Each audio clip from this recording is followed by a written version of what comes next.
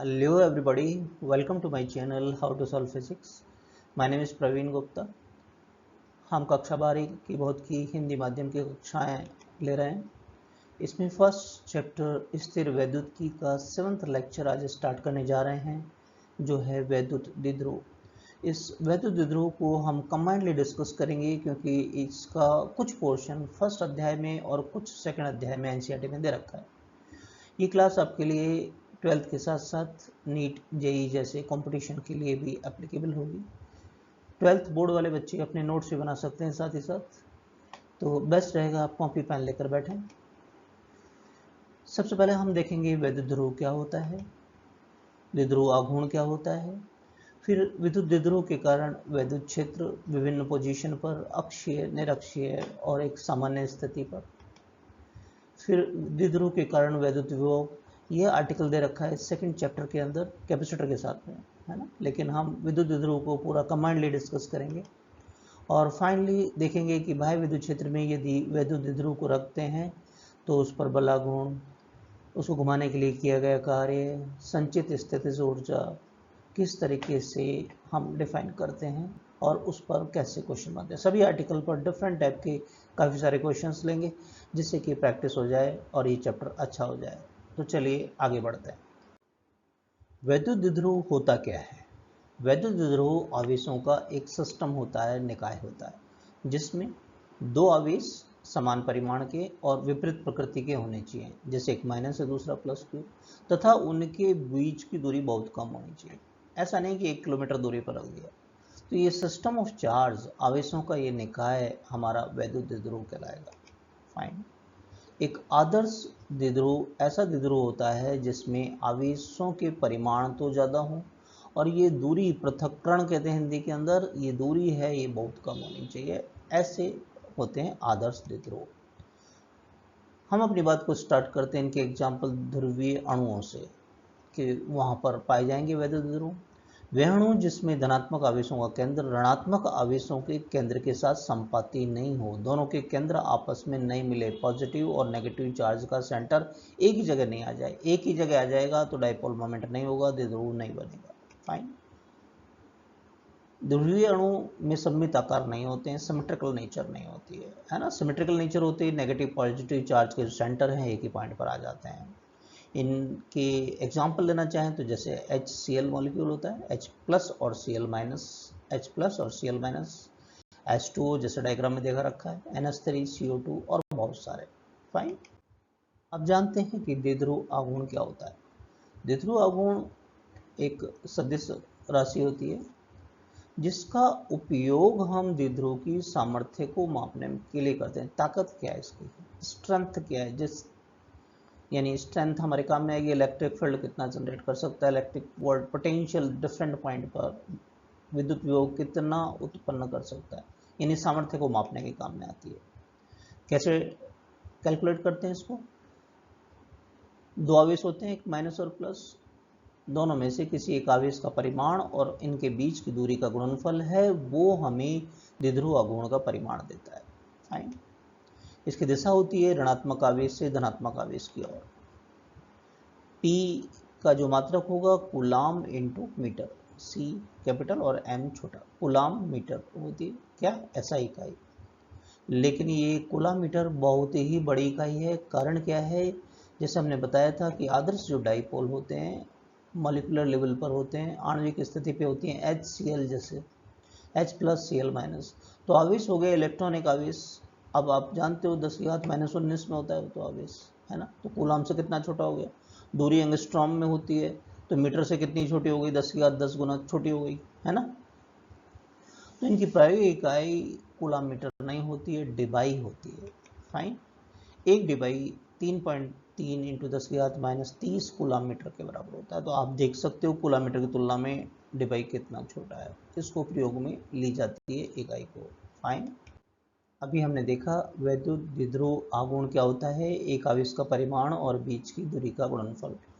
अब कभी दिमाग में आया है कि ये आया कैसे, है ना. तो देखते हैं कि ये किस तरीके से आता है. हम कह देते हैं दिशा माइनस से प्लस की तरफ होती है, ऋणात्मक आवेश से धनात्मक आवेश की तरफ होती है. लेकिन अगर कोई आपसे पूछ ले क्यों, तो इसका जवाब हम देखेंगे. ये हमने एक द्विध्रुव का एक सिस्टम निकाय रख दिया, एक माइनस प्लस क्यू, ये मूल बिंदु से स्थिति सदिश प्लस का r1 है और माइनस का r2 है और इनके बीच की दूरी d है। ये वेक्टर बनाया है माइनस से प्लस की तरफ, ठीक है। ओके, तो सबसे पहले मूल बिंदु के सापेक्ष आवेशों के निकाय का जो आघूर्ण होता है वो होता है द्विध्रुव आघूर्ण, जैसे कि परिभाषा है वास्तविक, है ना। क्या?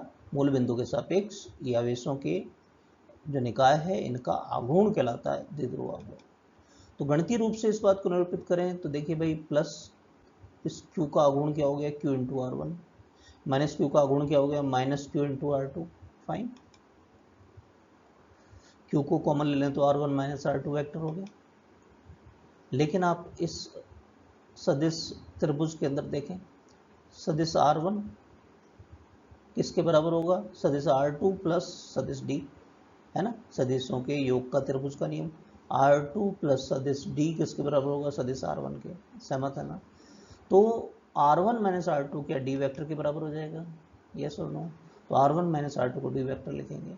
अब आप देखिए खुद से कि वैद्युत द्विध्रुव का जो आघूर्ण है, द्विध्रुव आघूर्ण है, उसका परिमाण दोनों आवेशों के परिमाण तथा दोनों के मध्य की दूरी के गुणनफल के बराबर है, परिमाण तो। और देखिए सदिश में दिशा जो आती है, दिशा केवल p पर है और d पर है ना।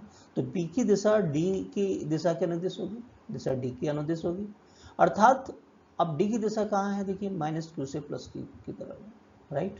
तो द्विध्रुव आघूर्ण की दिशा क्या होती है, ऋणात्मक आवेश से धनात्मक आवेश की ओर। क्लियर हो गया। परिमाण क्यों होता है, आवेश और बीच की दूरी, दिशा क्यों होती है माइनस से प्लस की तरफ। फाइन, तो चलिए अब इन पर कुछ सॉल्व एग्जाम्पल देख लेते हैं। द्विध्रुव आघूर्ण, केवल द्विध्रुव आघूर्ण पर डिफरेंट टाइप के क्वेश्चन बनते हैं, जिससे ये क्लियर हो जाए। देखने में तो बहुत छोटी सी बात लगती है कि आवेश और इनटू बीच की दूरी। तो अब उदाहरण हम बिल्कुल जीरो से स्टार्ट करेंगे। कॉपी पेन लेके बैठिएगा, आप खुद भी सॉल्व कीजिएगा। एक आवेशों का निकाय दिखाया जा रहा है आपको, सिस्टम, है ना। सिंपल एक एग्जांपल से स्टार्ट कर रहे हैं। एक माइनस प्लस क्यू और बीच की दूरी को 2a सामान्यतः कहते हैं, आप जानते हैं, है ना। तो यदि p कहना है मेरे को, तो एक आवेश का परिमाण और बीच की दूरी 2a, यानी आंसर हो गया 2qa। कोई इश्यू नहीं है ना। अब धीरे धीरे लेवल बढ़ाते हैं, ये फंडामेंटल क्वेश्चन हो गया। अब दूसरा एक सिस्टम या आवेशों का निकाय दिया जा रहा है आपको, ये ठीक है, षटभुज, समषटभुज, है ना। अब आप खुद देखिए, 3 तो प्लस है और 3 माइनस है, और इस षटभुज की प्रत्येक भुजा क्या है, ए है। फाइन, इस सिस्टम की हमें चाहिए द्विध्रुव आघूर्ण। फाइन, अब इस पूरे निकाय को हम तुल्य मान सकते हैं। देखिए एक तो ये हो गया द्विध्रुव, अब द्विध्रुव बना रहा नहीं बना रहा, माइनस क्यू से प्लस क्यू की तरफ, दिशा माइनस से प्लस की तरफ बता दिया एरो से, इसको फर्स्ट कह दिया। तो इसके परिमाण की बात करेंगे तो क्यू इंटू बीच की दूरी क्या है, भुजा की लंबाई है। सहमत है। अच्छा, अब एक दूसरा ये हो गया माइनस क्यू से प्लस क्यू, यस और नो। दिशा दिख रही है आपको, इसको P2 कहते हैं अपन। क्यू, अब ये जो दूरी होती है 2a के बराबर होती है। तीसरा ये है आपका P3 कह दिया इसको, Q इंटू ए। क्लियर है यहाँ तक। तो पूरा निकाय है 3 द्विध्रुव के संयोजन के बराबर हो गया। अब देखो तीनों की दिशा समान है, तीनों की दिशा समान है, एक ही है ये। तो हम सिंपली इनका रिजल्टेंट परिणामी निकालने के लिए इनका बीजगणितीय योग कर दें, है ना। QA, Q2a और QA, तो परिमाण कितना आ गया 4QA, और दिशा आपको दिखाई दे रही है लेफ्ट से राइट की तरफ। फाइन, नेक्स्ट क्वेश्चन पे आओ। आवेश निकाय का द्विध्रुव आघूर्ण ज्ञात कीजिए। अब निकाय ये है, ये क्वेश्चन कंपटीशन में कई बार पूछा गया है ना। अब देखिए इस सिस्टम को, ये -2q को हम ऐसा लिख सकते हैं दो टुकड़ों में, -q और -q, हाँ या ना। क्यों? आवेश एक अदिश राशि होती है जिनका बीजगणितीय योग किया जा सकता है, निकाय का कुल आवेश आवेशों के बीजगणितीय योग के बराबर होता है ना। हमने आवेशों के गुणों में इसको डिस्कस किया था, डिफरेंट टाइप के वहाँ भी क्वेश्चंस लिए थे, तो आप उसको रेफर कर सकते हैं। फाइन, एक तो ये हो गया -q और +q। फाइन, परिमाण क्या हो गया, q इंटू ए, है ना। ये 0, a है तो ये दूरी ए हो गया y एक्सिस पे। दूसरा ये हो गया, देखिए -q और +q, इसका परिमाण कितना हो गया QA। क्लियर है। अब ये तो दो सदिश हैं, तो इनका परिणामी निकालने के लिए समांतर चतुर्भुज बनाना होगा। तो इनका परिणामी क्या होगा, विकर्ण से दिया जाएगा, है ना, नेट। अब ये भी P है, ये भी P है, तो 90 डिग्री पे दो सदिश होते हैं तो √2P हो जाता है परिणामी, है ना। तो निकाय का नेट द्विध्रुव आघूर्ण का परिमाण कितना हो जाएगा भाई, √2P का मान रख दिए, प्रत्येक P का मान क्या है, Q। क्लियर हो गया। दिशा डायगोनल से जा रही है, विकर्ण से जा रही है ना, जो कि 0 0 मूल बिंदु तथा इसके निर्देशांक क्या होंगे, A, A को मिलाने वाली रेखा के अनुदिश होगा। क्लियर है ना। नेक्स्ट क्वेश्चन लेते हैं, आवेश निकाय का द्विध्रुव आघूर्ण। अब आवेश निकाय है, एक समबाहु त्रिभुज है, प्रत्येक भुजा A है और इसके दो कोनों पर +Q और बचे हुए कोने पे -2Q रख दिया, राइट। तो सबसे पहले इस निकाय को हम ऐसा मान सकते हैं, -2Q को दो टुकड़ों में तोड़ लिया, ठीक बात है। अब आप देख सकते हैं ये दो सेट हो गए, दो युग्म हो गए, एक तो -Q + Q और -Q + Q, दिशाएं दिखाई दे रही हैं तीर से। इसका परिमाण हो गया Q × A और इसका भी कितना हो जाएगा, QA। क्लियर है। अब दोनों के परिमाण बराबर होते हैं तो भाई जो दिशा होती है बिल्कुल समद्विभाजक से दी जाती है, यस और नो। और ये कोण होता कितना है, 60 डिग्री। तो अगर 60 डिग्री पर दो समान परिमाण के सदिश हों तो परिणामी √3 गुना हो जाता है किसी एक का, याद रखें। 90 होता है तो √2 गुना हो जाता है, फाइन। प्रत्येक P का मान कितना है, Q × A। तो आंसर क्या हो गया, √3 QA। क्लियर हो गया क्वेश्चन। नेक्स्ट क्वेश्चन, आवेश निकाय का द्विध्रुव आघूर्ण ज्ञात कीजिए। H2O मॉलिक्यूल है आपका, H2O अणु है, थीटा कोण पर है। ये निकाय देखिए, इस पे -2Q, देखिए -2 ही होता है, ये +E ऐसा होता है, तो हमने इसको -2Q + Q + Q मान लिया, है ना।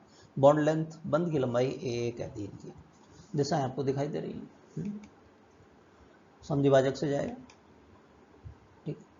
अगर ये कोण थीटा होता है, मान नहीं पता आपको, राइट, तो परिणामी क्या होता है, 2P cos θ/2 के बराबर होता है। प्रत्येक का मान P है तो परिणामी कितना हो जाता है, 2P cos θ/2। दो सदिशों के योग का परिणामी, दो सदिशों का परिमाण बराबर हो तो 2P cos, और अंतर का परिमाणी नेट कितना होता है, 2P sin θ/2। याद रखो, है ना। वेक्टर वाला चैप्टर आप रिवाइज कीजिएगा, हमने जो बताया है वो काफ़ी सारे टेक्निक्स बताई हैं। और प्रत्येक P का मान कितना हो जाएगा, Q × A, है ना, Q × A। नेक्स्ट क्वेश्चन,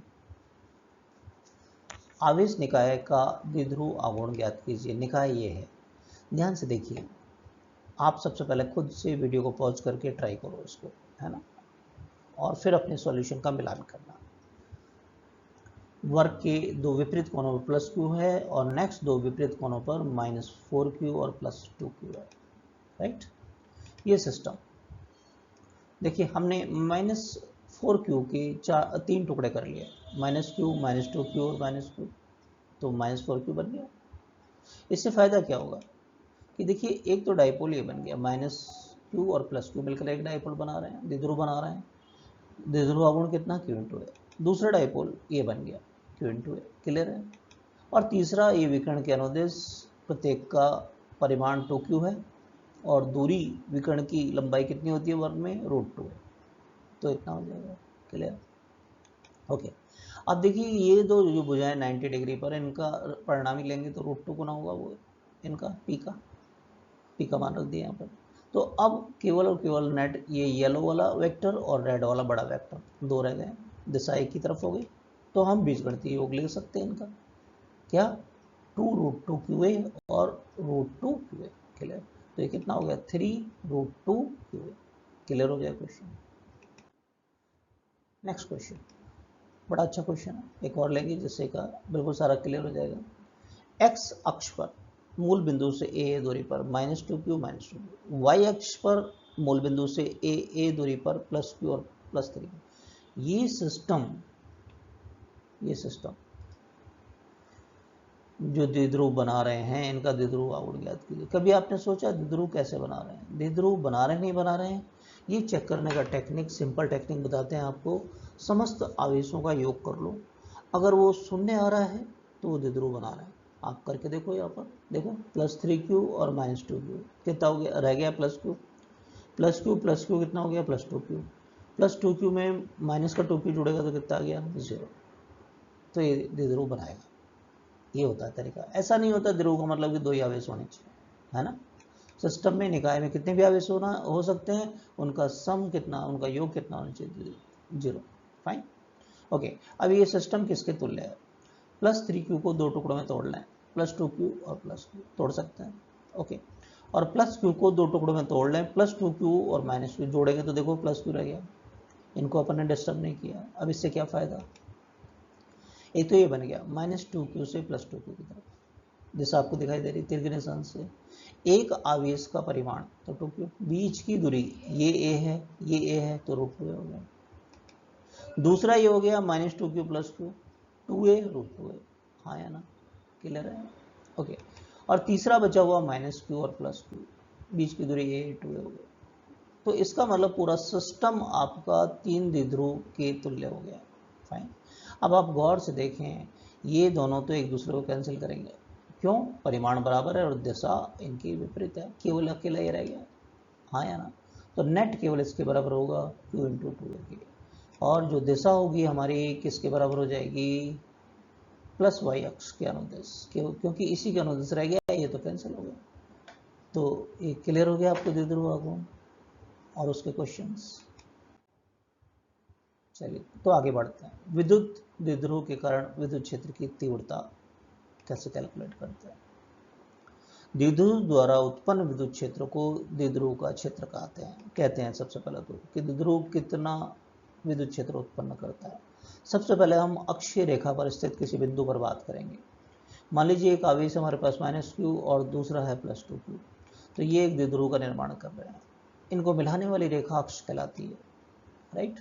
हम दूरियों को सुविधा के लिए सेंटर से नापते हैं। सेंटर से प्रत्येक आवेश की दूरी a है।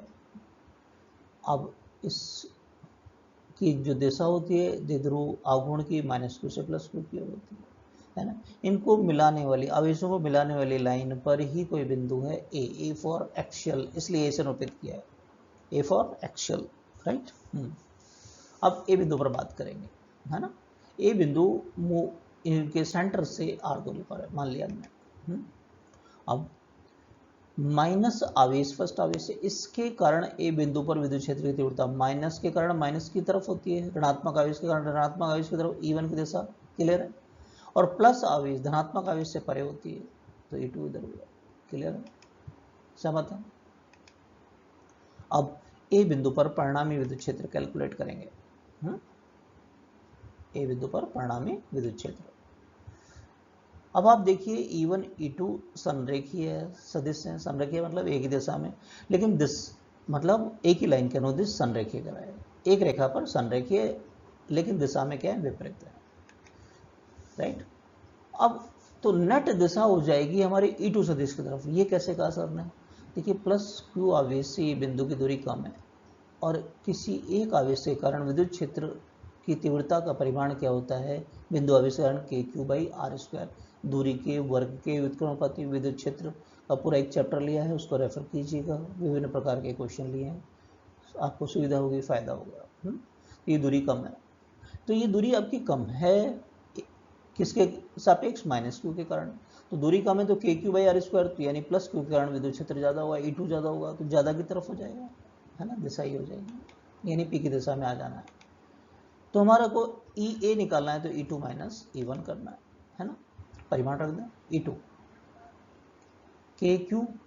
अब ये दूरी कितनी है भाई, ये टोटल है आपका R, तो A घटाएंगे तो R - A का स्क्वायर।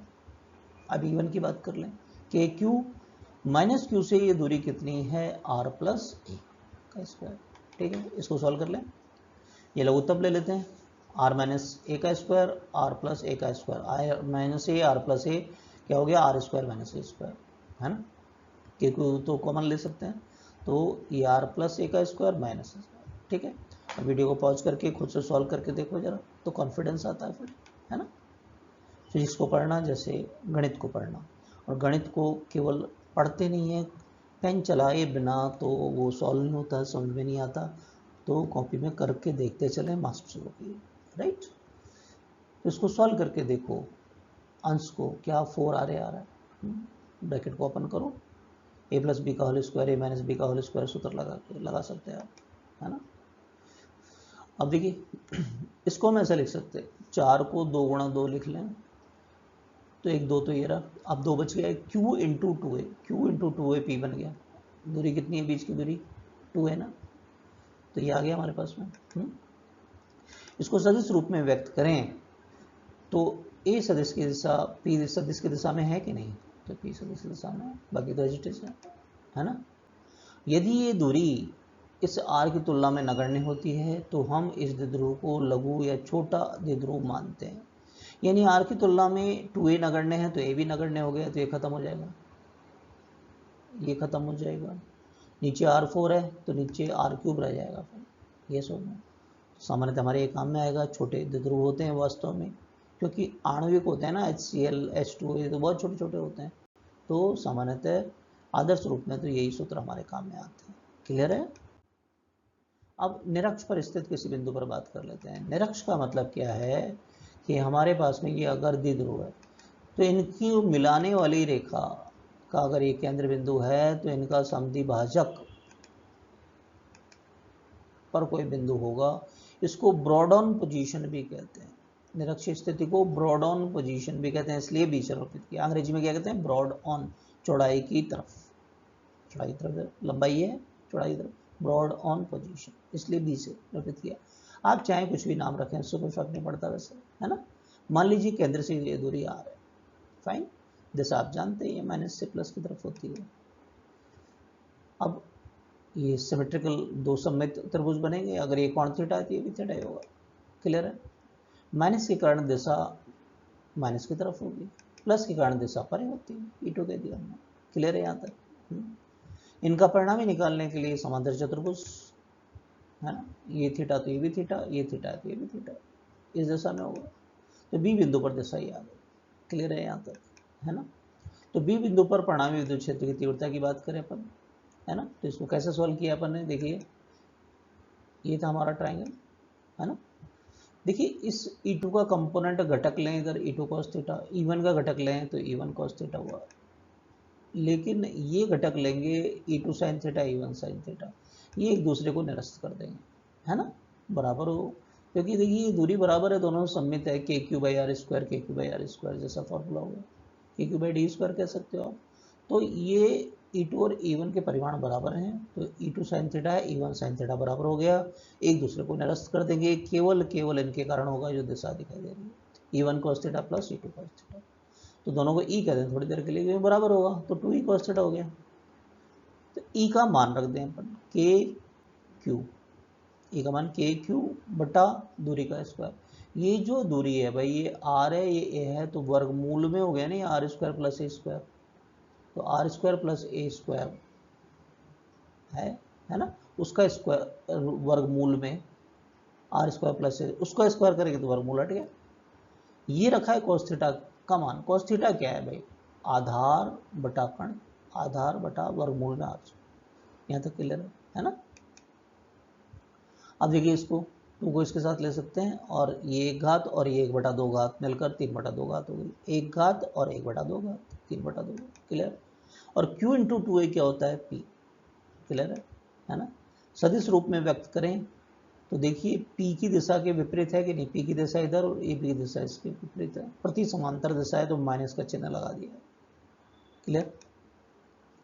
यदि ये छोटा हो, लघु द्विध्रुव हो, तो उस केस में A R की तुलना में नगण्य होते हैं। A नगण्य हो जाए थोड़ी देर के लिए, यहाँ उंगली रख लो एक बार, तो ये 2 से 2 कैंसिल हो जाएगा, तो नीचे R³ आने वाला है, हाँ या ना, तो KP/R³ हो जाएगा लघु। क्लियर हो गया। अब द्विध्रुव के चारों ओर एक सामान्य बिंदु, यानी न तो अक्ष पर हो ना निरक्ष पर, उसको सामान्य बिंदु, कॉमन पॉइंट हम कह रहे हैं, C फॉर कॉमन। ABC तीनों आ गए। A का मतलब एक्सियल पोजीशन अक्ष पर, B का मतलब ब्रॉड ऑन पोजीशन चौड़ाई की तरफ निरक्ष पर, B कहते हैं, और एक सामान्य बिंदु common point C। Clear, okay. छोटा द्विध्रुव की बात हो रही है, P की दिशा है।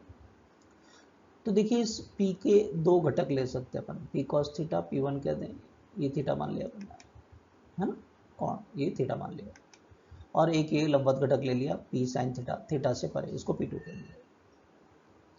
अब देखने वाली बात है, सी बिंदु इस P1 के तो अक्ष पर आ गया, तो अक्ष पर दिशा P1 की दिशा में ही होती है, P1 की दिशा तो ये रही, तो E1 की दिशा ही होगी। लेकिन इस जो हमने वायलेट बैगनी से बनाया है, इसके कारण सी बिंदु निरक्ष पर आ गया, तो क्या प्रति समांतर थी दिशा? यस, E2 ही हो गया। तो पूरे सिस्टम के कारण ये दो कंपोनेंट आ गए। इनका परिणाम ही चाहिए समांतर चतुर्भुज कंप्लीट करो, दिशा विकर्ण से दो कॉमन पॉइंट पर ही आ गया, है ना। और रिजल्टेंट आर सदिश के साथ में ये दूरी के साथ में अल्फा कोण बना रहा है, मान लीजिए। क्लियर? तो E1 का मान कितना है? अक्ष पर क्या होता है? 2kp/r3, P1 कह दिया। E2 क्या है? kp/r3, P यहाँ पर P2 है, निरक्ष वाला। क्लियर? ओके। क्या दोनों समकोण पर है? तो परिणामी वर्गमूल में E1² प्लस E2² से दिया जाएगा, है ना। अब वर्गमूल को सॉल्व करना है। देखिए स्क्वायर है, फिर वर्गमूल तो कोई फर्क पड़ेगा ही नहीं, तो जो कॉमन है k/r3 पहले से ले लो। अब E1 में क्या बचा? 2 P1 का स्क्वायर यानी 4P1², ये P2², राइट। मान रख दो। P1 का मान कितना था आपका? P cos theta. P2 का मान क्या था? P sin theta. क्लियर? इसको खुद से पॉज करके सॉल्व करके देखो। एक P देखिए P² है, तो P को बाहर ले सकते हैं, अब केवल cos थीटा और sin थीटा के फैक्टर रह गए। तो एक cos² theta plus sin² theta 1 कर दो, करके देखो, पॉज करो वीडियो को, तब मास्टरी होगी, कॉन्फिडेंस आएगा। 3 cos² थीटा प्लस 1, ये फॉर्मूला आ जाएगा हमारा। क्लियर? यदि हम दिशा की बात करें, tan अल्फा लंब बटा आधार E2/E1, है ना। तो E2 में E1 का भाग लगाएंगे तो भाई k/r³ तो कैंसिल हो जाएगा, तो P2/2 P1 बनेगा। मान रख दो इन पर, P sin theta P cos theta, P से P काट दो, तो क्या ये आएगा? Half tan theta. तो क्लियर हो गया, ये परिमाण हो गया, ये दिशा हो गया। Clear everybody? चलिए अब द्विध्रुव के कारण जो विद्युत क्षेत्र होता है उसके आधार पर कुछ सॉल्व एग्जाम्पल देख लेते हैं, जिससे कि टॉपिक क्लियर हो जाए। फाइन। पहला क्वेश्चन आपके सामने स्क्रीन पर है। वायु में धनावेश से 20 सेमी की दूरी पर, धनावेश से 20 सेंटीमीटर की दूरी पर अक्ष पर किसी बिंदु पर विद्युत क्षेत्र की तीव्रता क्या होगी यदि द्विध्रुव की लंबाई 10 है? 10 है तो सेंटर से 5 हो गया ना, तो सेंटर से अगर ये 20 है, ये 5 है, तो ये दूरी कितनी हो गई? 25। तथा द्विध्रुव का प्रत्येक आवेश जो -q और +q है, प्रत्येक का परिमाण कितना है? 400 माइक्रोकूलम। क्लियर? P क्या होता है? Q × 2 है। पहले इसको सॉल्व कर लें अलग से अपन। 400 माइक्रो था, 10⁻⁻6 कह दिए, है ना। ये दूरी कितनी थी? 10 सेंटीमीटर, 10 × 10⁻², टोटल 2a का मान है ये। अब ये देखिए 6 और 2 8 हो गए, और इसमें 3 जीरो, 8 में से 3 जीरो जाएगी तो -5 बचेगा। 4 × 10⁻5 कूलम मीटर। ये तो द्विध्रुव आघूर्ण आया है। हमारा क्वेश्चन विद्युत क्षेत्र की तीव्रता से रिलेटेड है, राइट। अच्छा, अब फॉर्मूला क्या था? अक्षीय बिंदु पर 2kpr/r² - a² का होल स्क्वायर। ये छोटा द्विध्रुव नहीं है। सबसे पहले आप ये पहचानेंगे क्वेश्चन के अकॉर्डिंग। आप खुद से देखो, क्या 25 सेंटीमीटर की तुलना में 20 सेंटीमीटर नगण्य होता है क्या? नहीं होता, तो छोटा कैसे हुआ? तो पूरा फार्मूला लगना है। क्लियर हो गया ये बात? अब इसमें मान रखो ईमानदारी से, k का मान 9 × 10⁹, p का मान हमने अलग से कैलकुलेट कर लिया, r का मान यानी ये दूरी 25 सेंटीमीटर, 25 × 10⁻²। क्लियर? ओके, r 25 का स्क्वायर और a क्या है? 5 का स्क्वायर, होल स्क्वायर। और ये सर ने क्या कर दिया? 10⁻8। भाई ये थे सेंटीमीटर में, है ना। अब आप देखिए सेंटीमीटर का स्क्वायर करना है, 10⁻2 का स्क्वायर 10⁻4, फिर उसका भी स्क्वायर 10⁻4 का स्क्वायर कितना हो गया? 10⁻8, ये बाहर ले लिया। क्लियर है? अब इसको सॉल्व करते हैं। ऊपर देखो भाई, 9 दूनी 18, ठीक, 25 चौका 100, 100 से 10⁻2 ये कट गया, 10⁻9 और 10⁻5 10⁻4 आया। कैसे सॉल्व किया हमने? बात समझ में आ गई। ये आया 625, 25 का स्क्वायर आप जानते हो, 5 का स्क्वायर 25, 625 में 25 जाएगा तो कितना? 600। क्लियर हो गया? और सॉल्व करें इसको। नीचे 6 का स्क्वायर 36 और ये 100 का स्क्वायर 10⁻4 हो गया। ये 18 से आराम से कट जाएगा, 18 दूनी 36, ये 10⁻4। तो ये 0.5 इंटू 10⁸ यानी 5 इंटू 10⁷ न्यूटन पर कूलम आपका आंसर आ गया।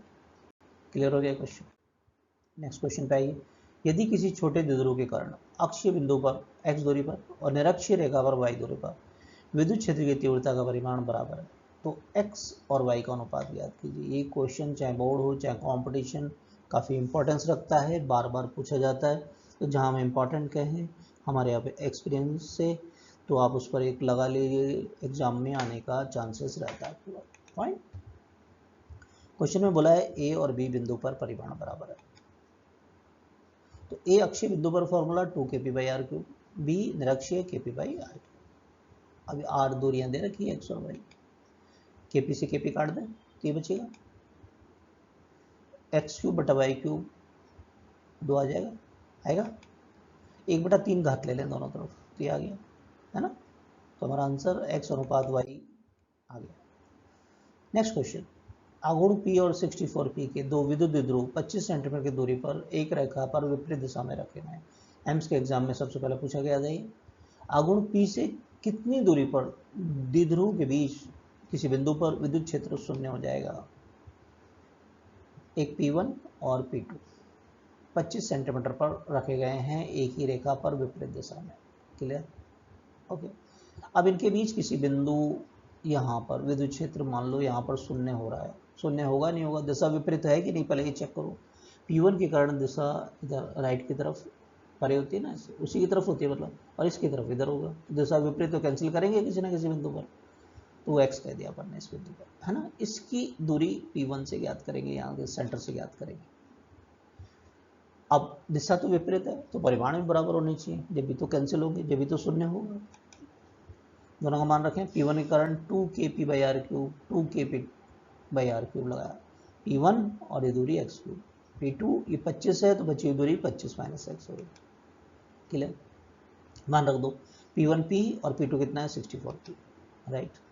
अब 2kp कैंसिल कर दो, क्या ये बच रहा है, हाँ। अब देखो आपके मजे हो गए। अब दोनों तरफ 1/3 घात ले लो, 1/3 पावर ले लो, तो ये 3 हट गया, यहाँ 3 हट गया, और 64 की 1/3 घात कितनी होती है 4। 4 को 4 × 4 × 4 करेंगे 64 आता नहीं आता। अब क्रॉस मल्टीप्लाइंग कर लो, 25 - x 4x, तो ये 5x कितना हो गया, x का मान कितना आ गया 5 सेंटीमीटर, यानी फर्स्ट से 5 सेंटीमीटर की दूरी पर विद्युत क्षेत्र कितना होगा 0। क्लियर हो गया। नेक्स्ट क्वेश्चन पे आओ। मूल बिंदु पर रखें द्विध्रुव आघूर्ण सदिश में दे रखा है i cap + √3j। Coulomb, capital C का मतलब कूलाम होता है, स्मॉल c का मतलब सेंटीमीटर मीटर, है ना। ये हमने इकाई और मात्रक वाले चैप्टर में एक्सप्लेन किया है ना। आप उसको भी रेफर कर लीजिएगा जिन्हें इकाई वगैरह में दिक्कत होती है ना। कि द्विध्रुव के कारण किसी बिंदु 2,00 मीटर यानी x अक्ष पर विद्युत क्षेत्र की तीव्रता का परिमाण ज्ञात करो। फाइन, ये तो है द्विध्रुव आपका, और x अक्ष पर कोई बिंदु है 2,00, है ना, कॉमन पॉइंट हो गया ये। अब देखिए P का परिमाण निकालने जरूरत पड़ेगी, तो I का गुणांक का स्क्वायर J के गुणांक का स्क्वायर का वर्गमूल ले लिया, तो P का मान आ गया 2 कूलम मीटर, राइट। और ये हमने तिरछा क्यों बनाया है, दिशा देखो √3/1 60 डिग्री, इसका मतलब ये x अक्ष से कितने डिग्री पर है 60 डिग्री पर है, ये मतलब है इसका। समझ में आई बात, ये कितने पर है 60 डिग्री पर है। ओके, अब याद करो कॉमन पॉइंट पर क्या ये फॉर्मूला था kp/r³, रूट में 3 cos θ + 1। सारे मान आपके पास रखिए। k का मान जानते हो 9 × 10⁹, p का मान कितना आया 2 कूलम मीटर, थीटा का मान 60 डिग्री आ गया। सॉल्व करते हैं, 1 2 कट जाएगा तो 2 का स्क्वायर रह गया, cos 60 जानते हो आप 1/2 स्क्वायर हो गया, है ना। और सॉल्व करें, ये 1/4 यानी 3/4 हो गया, ये लघुत्तम लो 4 का वर्गमूल 2 हो जाएगा √7, है ना। तो आंसर क्या आ गया 9√7/8 × 10⁹ न्यूटन पर कूलम। क्लियर हो गया। एक और क्वेश्चन लो, ये भी एक इम्पॉर्टेंट क्वेश्चन है, कई बार रिपीट हुआ है कॉम्पिटिशन्स में। एक छोटे विद्युत द्विध्रुव को x अक्ष के अनुदेश मूल बिंदु O पर रखा गया है, यहाँ पे रखा गया है। मूल बिंदु से 20 सेंटीमीटर की दूरी पर, यहाँ से 20 सेंटीमीटर स्थित बिंदु P, ये भी इस प्रकार है कि रेखा OP एक्स अक्ष से π/3 का कोण बनाती है। थीटा का मान दे रखा π/3। तो यदि बिंदु P पर विद्युत क्षेत्र x अक्ष के साथ P पर x अक्ष के साथ फाई कोण बनाता है, तो फाई का मान ज्ञात करना है। ये टोटल कोण फाई बोला है, ये वाला, ठीक है। अब हम जानते हैं tan अल्फा क्या था, हाफ tan थीटा। थीटा का मान π/3 दे रखा है।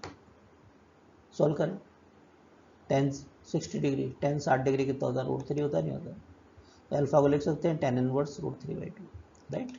अब हमें तो चाहिए ये फाई, इसको फाई बोला है।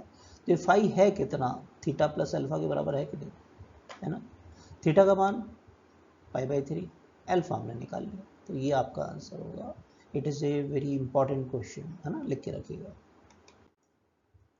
चलिए, अब सेकंड चैप्टर में आपको दे रखा है कैपेसिटर के साथ विद्युत विभव, है ना, उसको भी इसके साथ ही हम लोग डिस्कस करेंगे। तो चलिए देख लेते हैं। एक द्विध्रुव हमारे पास है -2 + 2, इसका पहला आवेश दूसरा आवेश, ठीक है। हम सीधे पहले कॉमन पॉइंट पर निकाल रहे हैं, फिर अक्षीय निरक्ष की बात कर लेंगे। सेंटर से r दूरी पर एक पॉइंट है, थीटा कोण पर है, अक्ष के साथ में, राइट। -q से r1 दूरी है ये, और +2 से r2 दूरी है। विद्युत विभव एक अदिश राशि है। विद्युत विभव का पूरा हमने टॉपिक ऑलरेडी डिस्कस कर लिया है स्थिर विद्युत के अंदर ही, क्योंकि ये काम में आने वाला था पहले से ही, तो आप उसको रेफर कीजिएगा। बिंदु C पर परिणामी विद्युत विभव निकालें। यह अदिश राशि है, सिंपली अब सदिश का कोई बात नहीं होगी, दिशाओं का कोई बात नहीं होगी, केवल फर्स्ट के कारण सेकंड के कारण बीजगणितीय योग करना है, बस v1 + v2 करना है। क्यों, अदिश राशि है। अदिश राशि को जब भी कैलकुलेट करें तो चिन्ह का भी ध्यान रखें, है ना। सदिश में तो नहीं रखते हैं तो चलता है, क्योंकि दिशा की बात कर लेते हैं चिन्ह की सहायता से, तो ये इंपॉर्टेंट बात है। v1 के कारण kq/r होता है फॉर्मूला, बिंदु आवेश तो k - q/r1, v2 kq/r2। अब kq को कॉमन ले लीजिए, 1/r2 तो प्लस में था ना, -1/r1, राइट। अब r1 r2 की मान रखेंगे। इसके लिए हम दूसरे आवेश से इस लाइन पर एक अविलंब डाला हमने, ठीक है, और इसको एक्सटेंड कर दिया लाइन कोण में। ये थीटा है तो ये कोण भी थीटा होगा, यहाँ से भी एक लंब डाल दिया। क्यों डाल रहे हैं अभी कारण बताते हैं, राइट। अब आप खुद देखो, ये जो R2 है, ठीक है, वो लगभग P से C के बराबर हो जाएगा। कैसे, सेकंड आवेश से C की दूरी P से C के लगभग बराबर हो जाएगी। तो R2 का मान कितना हो गया, टोटल तो R था, R में से इसको घटाएंगे इतनी दूरी को, ये दूरी कितनी है, a cos θ, R - a cos θ, clear है। अच्छा, और R1 की दूरी लगभग हो जाएगी Q × C के बराबर, Q × C। Q × C क्या हो जाएगा, टोटल यहाँ से यहाँ तक तो R है, इसमें ये जोड़ेंगे, ये कितना है, a cos θ, बात समझ में आई। सॉल्व करते हैं। लघुत्तम ले लिया, a - b a + b यानी a² - b² हो गया नीचे। तो आप खुद करके देखो यहाँ पॉज करके कि क्या ये आ रहा है। अब Q × 2a क्या होता है, P। तो किसी सामान्य बिंदु पर द्विध्रुव के कारण विद्युत विभव का वास्तविक सूत्र ये आ गया है, फाइन। अब ध्यान रखना आप, जब बिंदु द्विध्रुव की अक्षीय रेखा पर स्थित हो, बिंदु अक्षीय रेखा पर स्थित हो, राइट, तो फॉर्मूला ये था। तो ऐसे केस में थीटा का मान कितना हो जाएगा, 0 रख दीजिए, cos 0 1 होता है। तो अक्षीय स्थिति के लिए सूत्र आ गया kp/r² - a², ठीक है। अगर द्विध्रुव छोटा है तो r की तुलना में 2a छोटे हो जाते हैं, तो ये a नगण्य कर दीजिए, kp/r² हो गया, जो जनरली आप जानते हैं फॉर्मूला, फाइन। यदि बिंदु द्विध्रुव की निरक्षीय रेखा पर स्थित हो, सूत्र तो ये था, निरक्ष पर थीटा कितना होता है, 90। जैसे आप 90 डिग्री रखोगे तो ये 0 कर देगा सबको, है ना, कितना आ गया। तो निरक्ष पर किसी भी द्विध्रुव के कारण विद्युत विभव कितना होता है, 0, क्लियर। अब हम इस पर विद्युत द्विध्रुव के कारण जो विद्युत विभव है उस पर क्वेश्चंस देख लेते हैं, क्योंकि क्वेश्चन से ही चीज़ें आर्टिकल हमारा क्लियर होता है। पहला एक बहुत अच्छा क्वेश्चन जो कि विभव के पूरे बड़े सूत्र पर आधारित है, जिसे हम काम में बहुत कम लेते हैं, इसलिए इसको सबसे पहले ले रहे हैं। एक छोटे जिसका द्विध्रुव आघूर्ण P सदिश में दे रखा है 2i minus 3j plus 4k coulomb metre को एक बिंदु 2 माइनस 3 1 मीटर पर रखा जाता है। इस द्विध्रुव के कारण बिंदु B 4 माइनस 1 0 मीटर पर विद्युत विभव का मान ज्ञात करना है। फॉर्मूला ये था हमारा Kp cos थीटा और r square minus c square cos square theta. Clear. छोटा द्विध्रुव होता है तो 2a यानी a है ना, नगण्य हो जाते हैं r की तुलना में, तो ये वाला फैक्टर नगण्य हो गया है, तो हमारा सूत्र आ गया Kp cos theta by r square, है ना। ध्यान दीजिए, न तो अक्ष पर न निरक्ष पर, तो ये सूत्र लगेगा, आपको ध्यान रखना है ना। अब देखिए r से ऊपर नीचे गुणा कर दें तो कोई फर्क तो पड़ेगा नहीं, लेकिन हमारे लिए थोड़ा सुविधाजनक हो जाएगा, हम ऐसा लिखें क्योंकि सदिश में दे रखा है ना, तो हम इसको सदिश रूप में चेंज करने जा रहे हैं। अब ए बी कॉस थीटा क्या होता है, ए डॉट बी, तो पी डॉट आर हो गया, तो ये सूत्र बन गया हमारा, फाइन। अब इसको अलग से पी डॉट आर और आर को सॉल्व कर लेते हैं पहले अपन। आर सदिश क्या है भाई, देखिए ए से बी की तरफ खींचा गया सदिश, तो final point x2 minus x1 4 minus 2, y2 minus y1 minus 1 में से माइनस 3 घटाएंगे तो ये प्लस 3 हो गया आपका, 0 में से 1 को घटा दिया, ठीक है, राइट। सॉल्व करें, 2i cap plus 2j cap minus k cap, right. तो इसका परिमाण हो गया 2 का स्क्वायर माइनस 1 का स्क्वायर, यानी 4 प्लस 4 1, तो ये 9 हो जाएगा, तो आराम से r का मान 3 आ गया। क्लियर है यहाँ तक। अब ये सदिश गुणनफल कर लेते हैं, अदिश गुणनफल है बेसिकली सदिशों का, पी डॉट आर।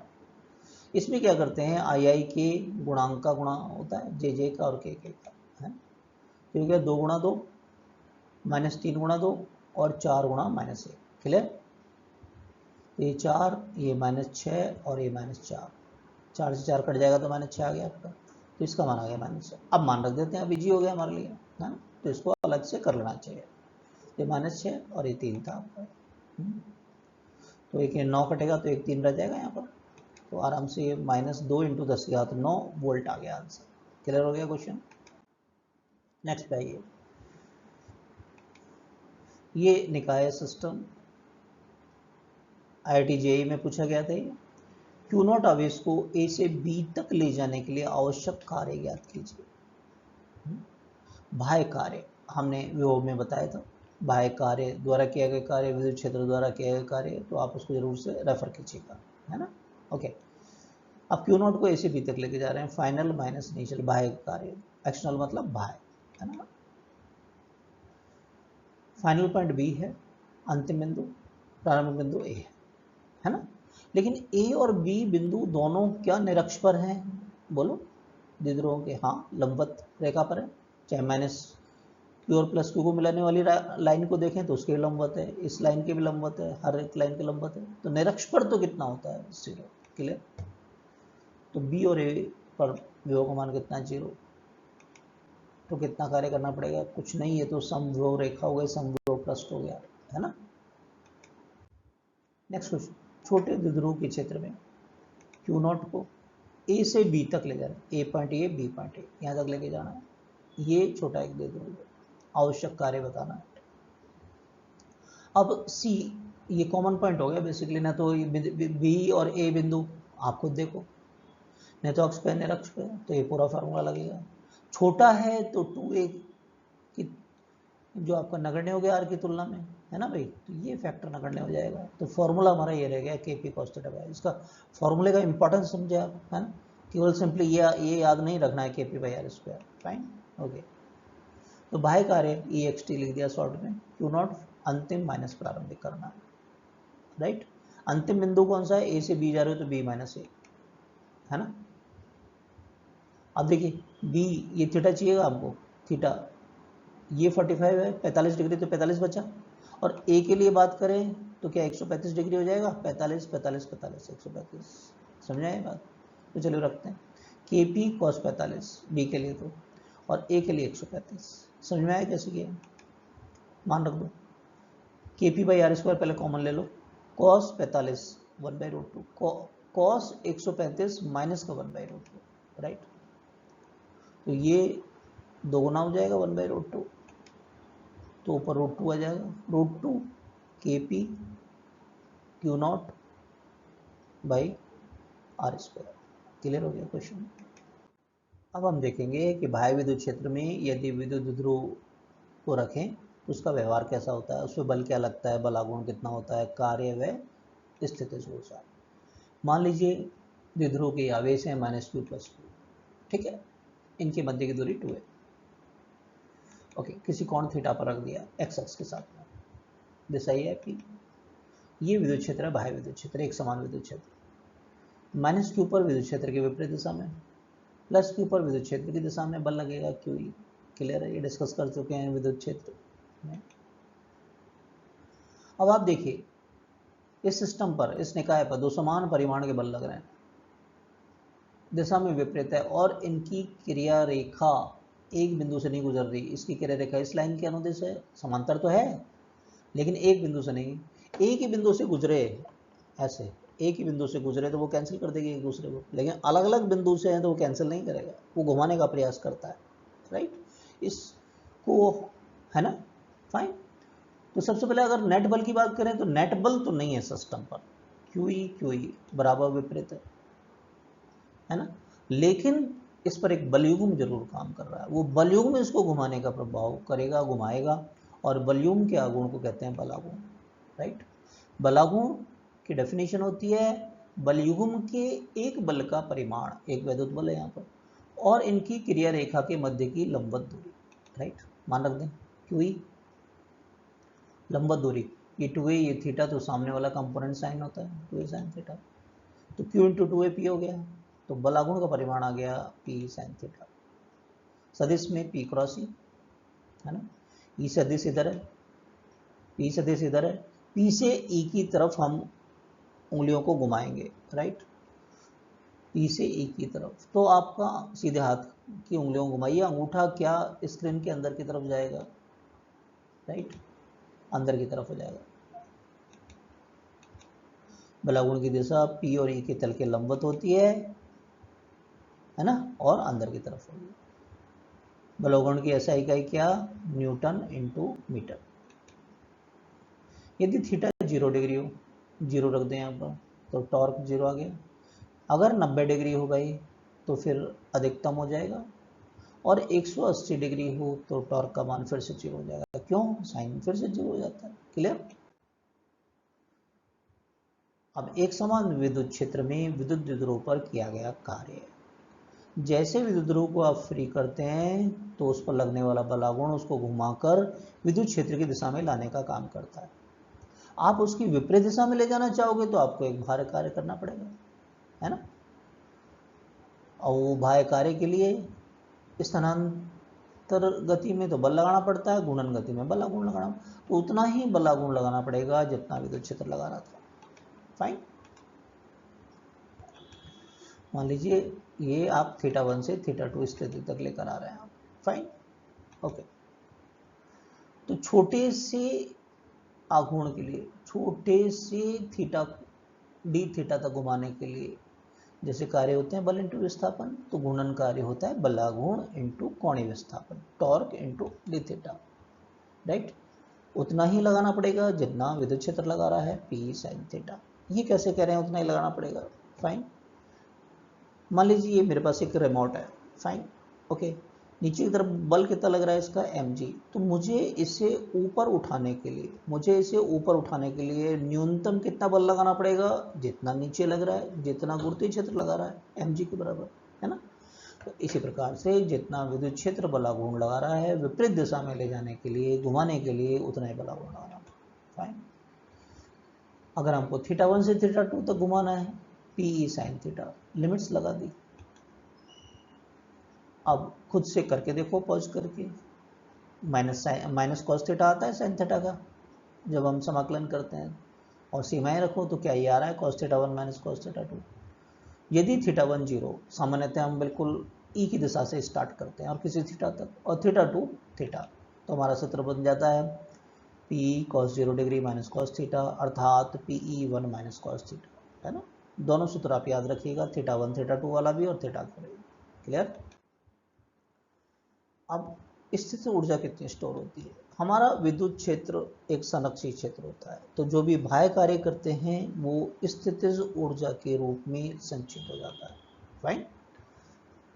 अब स्थितिज ऊर्जा का जो टॉपिक हमने लिया था उसमें बताया था कि ये एक रेफरेंस रिलेटिव सापेक्ष भौतिक राशि है। सापेक्ष भौतिक राशि के लिए हमें एक प्रारंभिक बिंदु या निर्देश बिंदु की जरूरत पड़ती है जहां उसका मान शून्य मान सकें।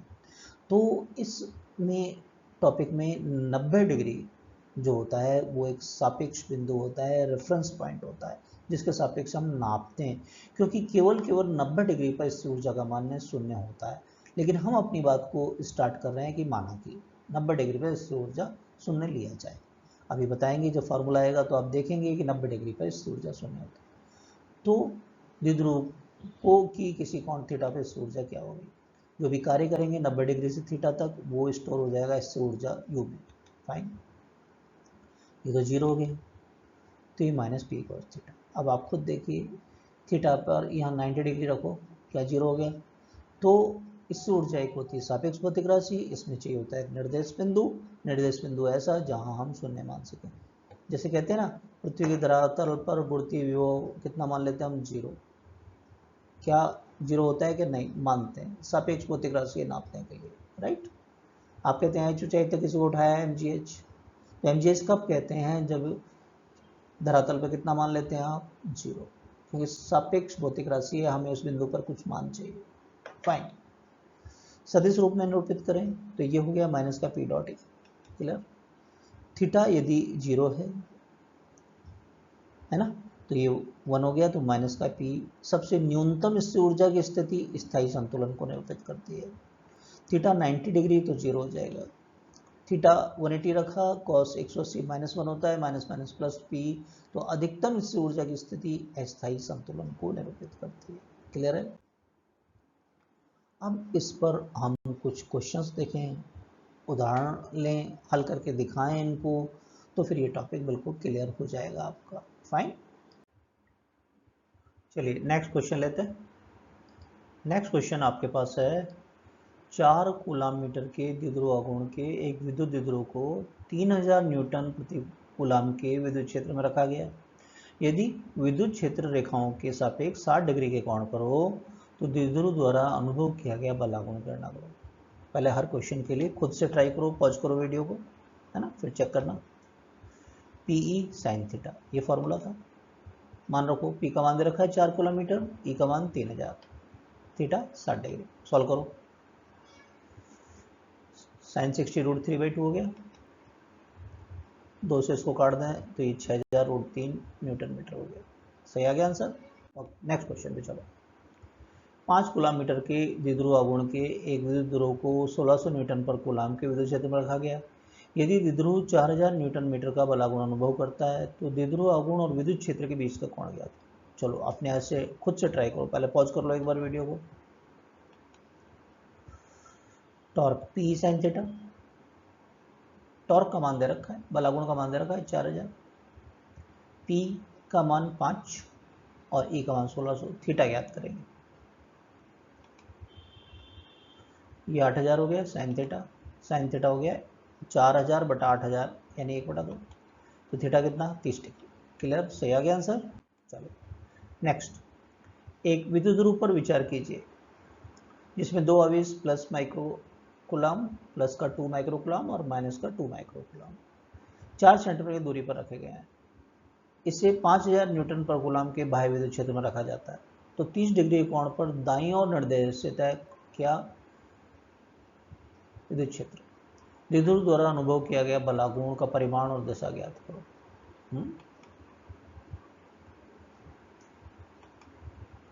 ये 2 आवेश -2 + 2 और विद्युत क्षेत्र के साथ में ये 30 डिग्री के कोण पर है। बल आघूर्ण का परिमाण पी साइन थीटा, पी कितना है भाई 2 माइक्रो, पी क्या होता है Q × 2 है, 2 × 10⁻⁻⁶। ओके, दूरी कितनी है 4 सेंटीमीटर यानी 4 × 10⁻⁻2। ई कितना है 5000, थीटा कितना है 30 डिग्री कोण पर रखा गया है ना। विद्युत क्षेत्र द्विध्रुव के साथ 30 डिग्री पे या द्विध्रुव विद्युत क्षेत्र से 30 डिग्री। तो ये हो गया 8 10 की घात -8 5000 और साइन 30 1/2 है ना। तो 2 से इसको काट दें 4 4 पंजे 20 है ना। तो ये 20,000 हो गया। तो 2 × 10 की घात 4 और 10 की घात -8 से करेंगे 10 की घात -4 बच जाएगा। तो टॉर्क का मान क्या है, ये आ गया आपका भी। क्लियर है, ओके।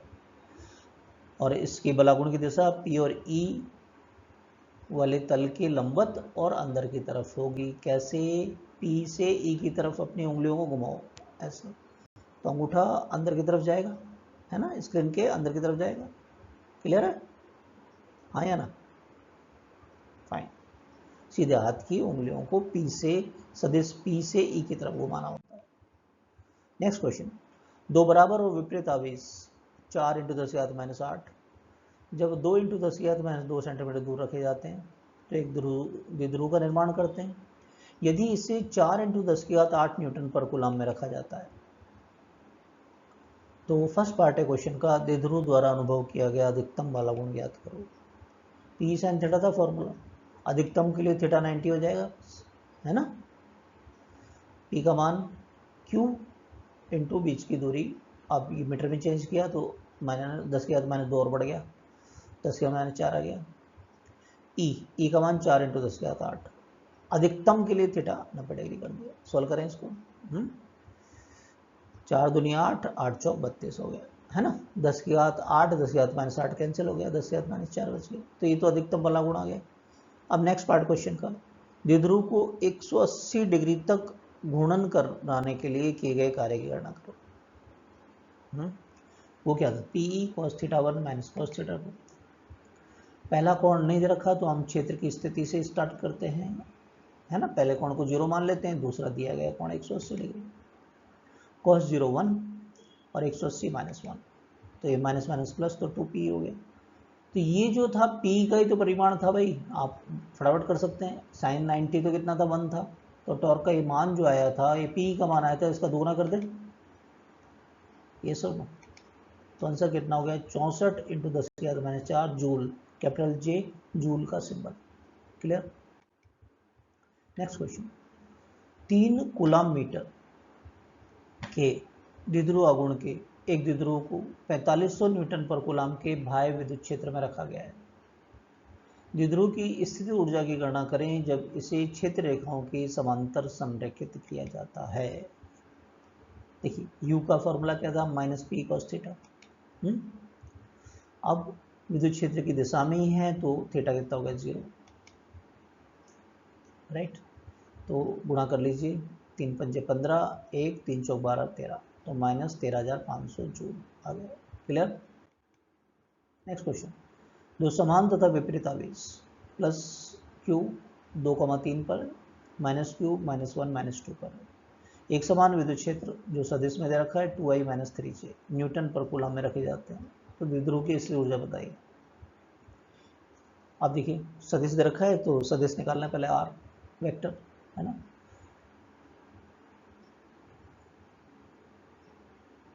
टू में से -1 को घटाए, क्योंकि -q से +q की तरफ होती है, तो प्रारंभिक बिंदु ये कहलाएगा, अंतिम ये कहलाएगा। ठीक है, तो अंतिम में से प्रारंभिक बिंदु को घटाते चलते हैं। x2 - x1, 2 माइनस प्लस हो जाएगा ना, y2 - y1, तो 3 + 2 हो गया, तो ये 3i + 5j आ गया। अब u सदिश रूप में ऐसा लिख सकते हैं p डॉट ई, तो p का मान कितना हमारे पास में, देखिए q × r, यही तो करोगे, q और बीच की दूरी, q d वेक्टर था कि नहीं, यस। अब 3 दूनी 6 और 5 को -3 -15, तो कितना आ गया 9q है ना। IIT JEE में पूछा गया था इस क्वेश्चन को। नेक्स्ट क्वेश्चन, दो समान और विपरीत आवेश 3.2 10 की घात -14 कूलम एक दूसरे से 2.4 एंगस्ट्रॉम दूरी पर है। इस द्विध्रुव को एक समान बाहरी विद्युत क्षेत्र 4 × 10 की घात 5 वोल्ट प्रति मीटर में रखा जाता है। तो संतुलन में विद्युत ऊर्जा ज्ञात करो। विद्युत स्थितिज ऊर्जा को शॉर्ट में स्थिर ऊर्जा भी कहते हैं या विद्युत ऊर्जा भी कहते हैं, राइट। फॉर्मूला क्या था, -p cos थीटा। p का मान क्या होगा, आवेश और बीच की दूरी, आवेश क्या है 3.2 10 की घात -14, 2.4 एंगस्ट्रॉम के लिए 10⁻⁻10 कर दो, है ना। ओके, ई का मान 4 × 10⁻5 लिख दो, थीटा, है ना, संतुलन के लिए, है ना, स्थायी संतुलन के लिए थीटा 0, संतुलन के लिए थीटा कितना ले लिया 0, जब बलागुण नहीं लग रहा है। गुणा करके देखो अपने आप से क्या इतना आ रहा है, क्या इसे ऐसा लिख सकते हैं लगभग, है ना, एक और बढ़ा दें 10⁻18 हो जाएगा, -3 × 10⁻18। क्लियर हो गया क्वेश्चन। एक और क्वेश्चन लेते हैं तो बिल्कुल क्लियर हो जाएगा ये द्विध्रुव वाला टॉपिक। +8 माइक्रोकूलाम का एक बिंदु आवेश द्विध्रुव आघूर्ण 6.5 कूलाम मीटर के विद्युत द्विध्रुव से 6 सेंटीमीटर की दूरी पर रखा गया। द्विध्रुव बिंदु आवेश, द्विध्रुव और बिंदु मिलकर एक निकाय बना रहे हैं, आवेश निकाय। इस सिस्टम की स्थितिज ऊर्जा चाहिए, है ना। अब देखिए इससे ऊर्जा वाले टॉपिक में हमने बताया था, किसी बाह्य विद्युत क्षेत्र में किसी आवेश को रखते हैं तो उसकी स्थिर ऊर्जा Q × V होती है। जिस बिंदु पर रखा हो उस बिंदु पर विभव है। अब याद करो KP cos θ/r² था वो सूत्र, है ना।